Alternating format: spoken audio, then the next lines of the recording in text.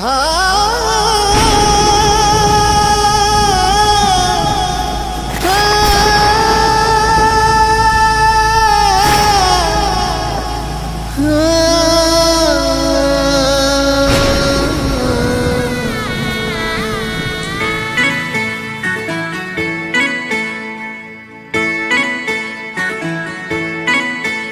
हमारी शादी नहीं हुई ना तो मैं मर जाऊंगी।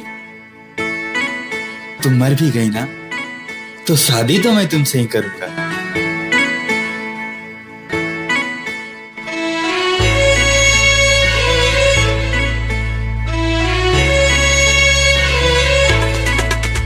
दिल टूटी साथ छूटी तब बिखार जाई रे, हमके पावे खाती हद से वो गुजार जाई रे।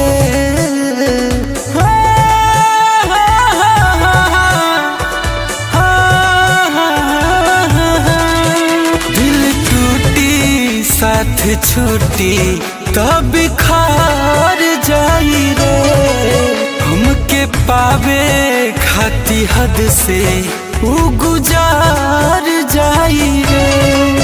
जहिया सुन ली कि दोसरा से शादी होता, पगली रोबते रोबते मर जाई रे, पगली रोबते रोबते मर जाई रे।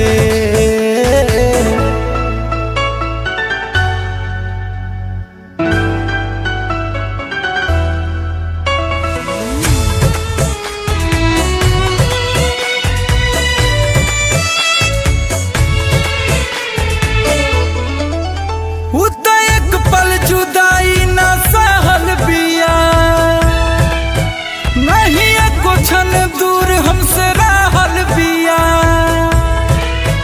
बेरी बेरी कहत रहे छोड़बा तनानो, ऐसन होई त जहर खा लेबे जान।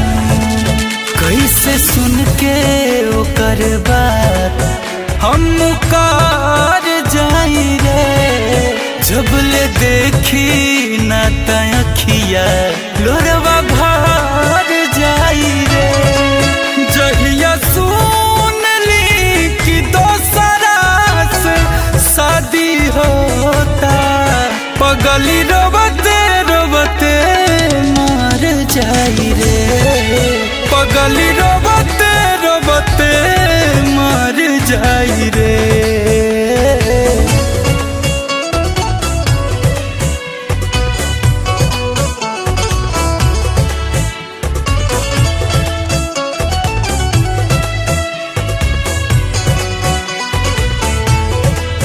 जहिया देखी उ शादी के फोटो हमार, दिल पक्का बीतियो करा सोचा तानियार।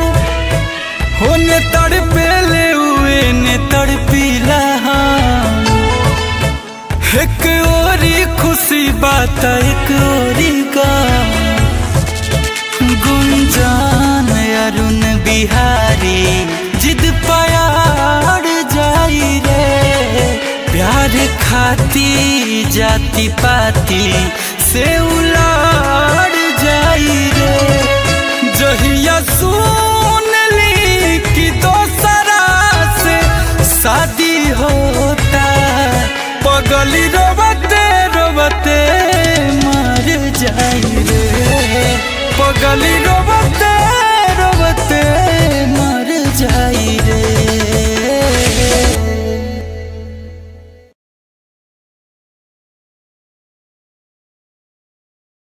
जहिया सुन ली कि दोसरा से शादी होता, पगली रोबते रोबते मर जाई रे, पगली रोबते रोबते मर जाई रे।